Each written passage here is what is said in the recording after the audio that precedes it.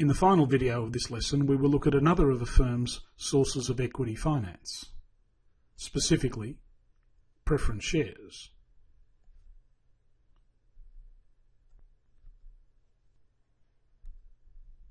As the name implies, preference shareholders get preferential treatment compared to ordinary shareholders.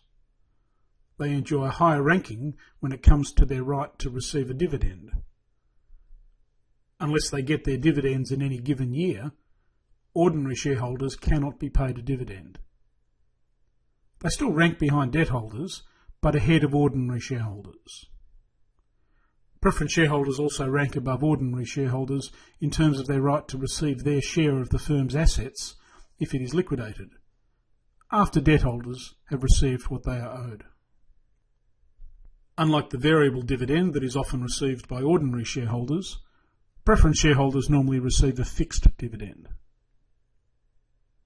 Preference shares can be cumulative or non-cumulative.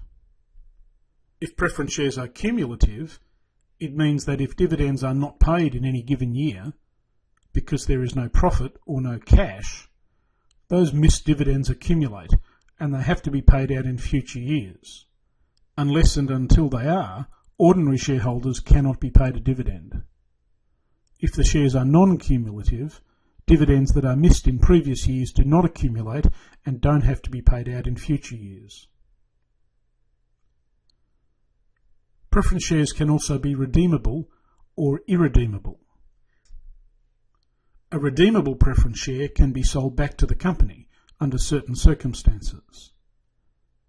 Although companies can sometimes elect to buy back ordinary shares, ordinary shareholders do not have the right to sell their shares back to the company. If they wish to get their money back, their only option is to sell them to someone else in the share market, which is the focus of the next lesson.